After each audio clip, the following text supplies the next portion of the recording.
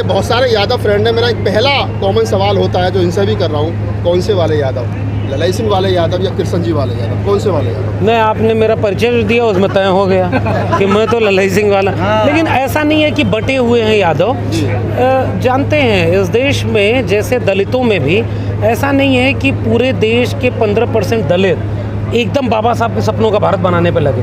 भाई इस समय देश के बहुत सारे दलित संघ की शाखाओं में भी जा रहे हैं, आदिवासी जा रहे हैं, और बीजेपी में भी है। वो जहाँ 2 अप्रैल का भारत बंद करना पड़ा तो जितने लोग सत्ता में बैठे थे और जिसको कांशीराम कहते थे कि चमचा युग वाला आया है, तो ये जो चमचे बन के गए थे उनमें से कोई 2 अप्रैल के भारत बंद में सड़क पर नहीं था।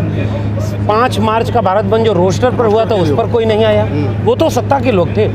हमारा कहना ये है कि हमें जो बिरसा, फुले, अम्बेडकर, पेरियार की विरासत है, ललाई सिंह यादव की चंद्रिका, उसको धीरे धीरे लोगों तक ले जाना है। क्योंकि धर्म तो इस देश में बहुत पहले से बहुत तरीके से फैलाया गया। तो जितने ओबीसी हैं, चूँकि ओबीसी की संख्या ज़्यादा है, तो इसलिए जब ओबीसी और कल्चरली उतना साउंड उस तरह से इसलिए नहीं रहा क्योंकि वो वंचना नहीं झेला। ओबीसी समाज जो वंचना दलित समाज और आदिवासी समाज झेला, उतना ओबीसी को नहीं झेलना पड़ा। इसलिए धीरे धीरे एक सांस्कृतिजाइजेशन का प्रोसेस आएगा।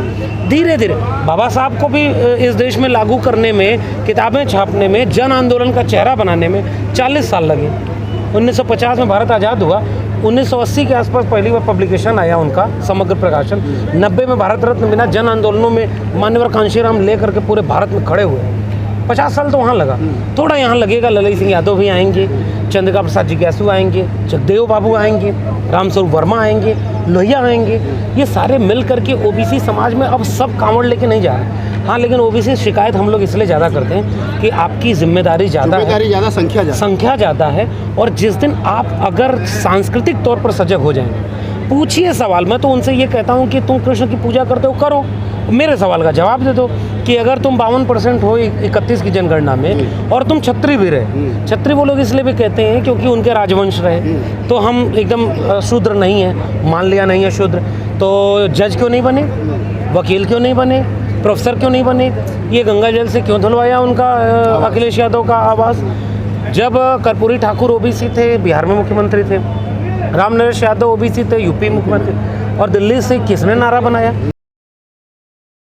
तो सारे लोग जो नारा लगाए कि भाई दिल्ली से चमड़ा भेजा संदेश और बार बनावे कर्पूरी और भैंस चरावा राम नरेश, जाति के नाम पर उत्पीड़न पिछड़े तबके का किया गया।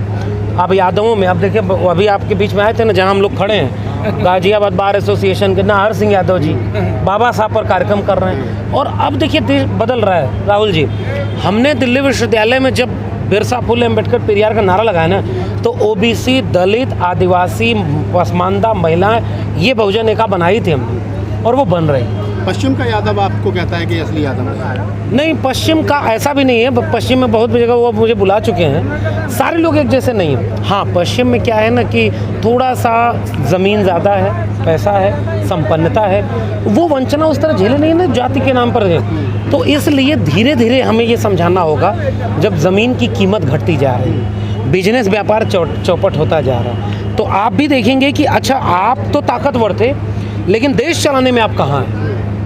आपके व्यापारी कितने हैं, आपके उद्योगपति कितने हैं, प्रोफेसर, डॉक्टर, इंजीनियर? जैसे ये सवाल जाट, गुर्जर, यादव, कुर्मी, कोयरी, इन सब जातियों में जाएगा, उनके मन में एक बेचैनी पैदा होगी।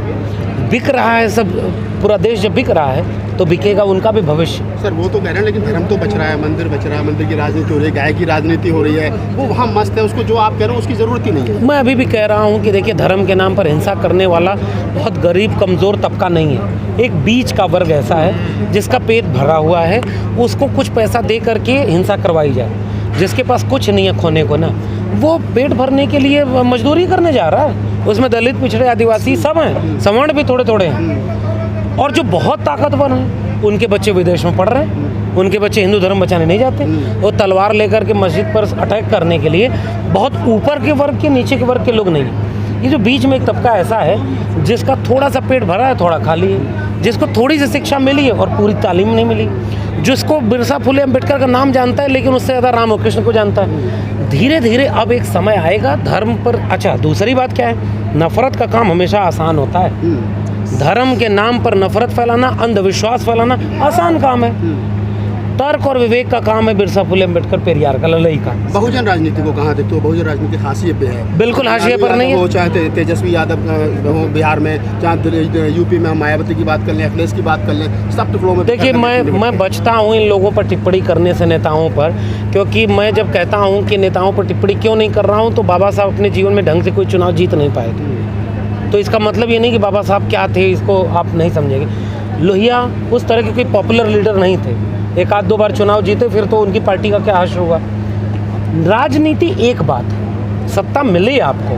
90 के बाद इस देश के बहुत बड़ी आबादी पर सत्ता में आए ये लोग, यूपी बिहार दोनों जगह, बहुत बदलाव भी किया, अच्छा काम किया, लेकिन विचारधारा कहीं ना कहीं आज पीछे हो गई है। मंडल बनाम मंदिर की लड़ाई में, मंडल बनाम कमंडल की लड़ाई में, बहुजन बनाम सर्वजन की लड़ाई में परशुराम का फरसा बीच में आ जा रहा है, गणेश बीच में आ गए, हाथी नहीं गणेश है। तो ये जो विचलन आया है ना, मुझे लगता है कि खामी यहाँ है, और समाज को आपने बहुत तैयार किया नहीं, चाहे सपा बसपा आरजेडी। अभी भी मैं कह रहा हूँ कि ऐसा नहीं कि राजनीति फेल हो गई। एक दौर है, सत्ता उनके पास है, हिंदुवादियों के पास, मीडिया उनके पास खरीद लिया है, व्यापारी उनके पास पैसा लगा रहा है, तो सब कुछ उनके हाथ में, और एजेंडा उनका नफरत का है। इसलिए ऐसा लग रहा है कि अब तो देश बचेगा ही नहीं भाई, ये हिंदू राष्ट्र बन जाएगा। ऐसा कभी ना हुआ था, ना होगा। ये गोडसे गोलवलकर हेडगवार सब हार गए, तो ये कुछ दिन की सत्ता मिली है। हम आप सब लोग हैं ना, ये बार एसोसिएशन वालों को कहा कि कार्यक्रम नहीं करने देंगे, यहाँ करा लिया। ये आपके इतने यूट्यूब चैनल चल रहे हैं ना, तो आप लोग भी तो बहुत कुछ उसके बाधा बने हुए, हम भी बाधा बने। मैं अभी भी मानता हूँ राहुल जी, इस देश में बहुसंख्यक आवाम हिंसक नहीं है, नफरती नहीं है, बस दौर ऐसा है कि विजुअलाइज ज़्यादा हो रहा है। हमारा वक्त आएगा, बिरसा फुले अम्बेडकर पेरियार लोहिया भगत सिंह का, ललई और जगदेव बाबू का ये फिर से दौर आएगा। एक चरण है जो ट्रांजिशन का फेज़ है, जिसे हमको धैर्य से थोड़ा सा झुक करके, थोड़ा सा विनम्र हो करके, जैसे अगर ओबीसी को आप चिढ़ाएंगे तो वो आपकी तरफ जाएगा कि हिंदू बनेगा, आसान तो उसको हिंदू बनना है, वो शूद्र नहीं बनेगा कभी। क्यों? क्योंकि वो शूद्र उस तरह से कभी नहीं रहा, सामाजिक रूप से वंचना नहीं झेली। जो दलित भाजपा में चला गया, जो दलित संघ में जा रहा है, आप उसको चढ़ाएंगे कि रे तू संघी है, दो चार को और ले जाएगा, क्योंकि उसको वहाँ मलाई मिल जाएगी, समाज को नहीं मिलेगी, व्यक्ति को मिल जाएगी। इसलिए मुझे लगता है कि हमारा काम ये होना चाहिए कि जो अपने लोग हैं, जो वंचित शोषित 90% लोग हैं, जो उधर के खेमे में चले गए, प्रेम से समझाकर, संवाद करके, अपने वैचारिक पुरखों को ले जाकर के उनके सामने रोज़ बात की जाए, रोज़ संघर्ष किया जाए, तब जाकर के हम उन्हें अपने पाले में खींचेंगे। धीरे धीरे हम अपना वंचितों शोषितों का भारत जरूर बना लेंगे। देश में युवा जो हाथ में फरसा लेके घूम रहा है, जो नफरत दिमाग मन मस्तिष्क में लेके घूम रहा है, क्या कोई ऐसा संदेश हो सकता है लक्ष्मण यादव की तरफ से कि उसको फूले अम्बेडकर बिरसा जो आप कह रहे हैं, उसको पढ़ने के लिए या उसको बताने के लिए मजबूर? मैं उससे महत्वपूर्ण संदेश दे रहा हूँ। छोड़ दो बिरसा फुले अम्बेडकर को पढ़ना, इस देश के नौजवानों, एक बात सोच के बताओ कि तुम्हारे घर में जब चर्चा होती है, जितने दंगाई बने हैं, तुम्हारे घर में चर्चा होती है तो कोई पूछता है ना कि बेटा क्या कर रहा है, तो बेटा कहता है मैं 12वीं कर रहा हूँ, 10वीं कर रहा हूँ, इंजीनियरिंग मेडिकल कर रहा हूँ, BA कर रहा हूँ। अच्छा, बड़ा होके क्या बनेगा? वकील, डॉक्टर, इंजीनियर, बिजनेसमैन, ये बनूंगा, वो बनूंगा, सब करूंगा। आज क्या हो रहा है कि किसी से पूछो क्या कर रहा है, तो बेटा त्रिशूल ला करके मस्जिद पर अटैक करने जा रहा है। एक बार सोच के बताओ, क्या तुम्हारा बायोडाटा है? क्या तुमको ये इस्तेमाल नहीं किया जा रहा? धर्म संसद में खड़ा होकर के एक बाबा तोंत फैलाए सब रहते हैं, मंदिर का चंदा सब जुटा करके 90% वंचित शोषित लोग उनको पैसा दे रहे हैं, और वहाँ से वो धर्म संसद के नाम पर नफरत बोल रहे हैं। तो नौजवानों, जरा मुझे एक बात बताओ, जितना धर्म के नाम पर संगठन बना है, जिस भी धर्म के बने, तुम्हारी शिक्षा और रोजगार बर्बाद हो रहा है, उसके लिए कोई आंदोलन क्यों नहीं करते? छोड़ो बिरसा फुले अम्बेडकर पेरियार, उनके लोग उनको जी लेंगे, उनको फिर से ले आएंगे। तुम अपने घर में बताओ ना, एक बार माँ बाप बैठ के बताएं कि नौजवानों के लिए किस बात पे चिंता होती है, उनकी पढ़ाई पर होती है कि नहीं, उनके रोजगार पर नहीं होती है। अरे तुम्हें बर्बाद किया जा रहा है, तुम्हें दंगे में इस्तेमाल करके छोड़ देंगे ये सारे दंगाई, अगली बार फिर कुछ और कर लेंगे। ये चुनाव जीत जाएंगे, लाखों करोड़ों रुपए, 700 जिले हैं, 900 बीजेपी की ऑफिस बन गई है इस देश में, अरबों रुपए उनकी संपत्ति हो गई है। उनके नफरती नेताओं के बच्चे बच्चियाँ बड़े प्राइवेट स्कूल में पढ़ रहे हैं, तुम्हारे बच्चों को न शिक्षा मिले, रोजगार मिले। ये डॉक्टर इंजीनियर कितने जाते हैं मस्जिद पर हमला करने, हिंदू राष्ट्र बनाने, हनुमान चालीसा पढ़ने? नौजवानों को मैं ये अपील कर रहा हूँ, भैया अपना भविष्य देख लो, फिर जब वो अपने भविष्य पर लौटेगा तो बिरसा फुले अम्बेडकर भारत का संविधान, भगत सिंह, अशफाकुल्ला, ऊधम अपने आप खोज लेगा, अपने आप भारत बच जाएगा।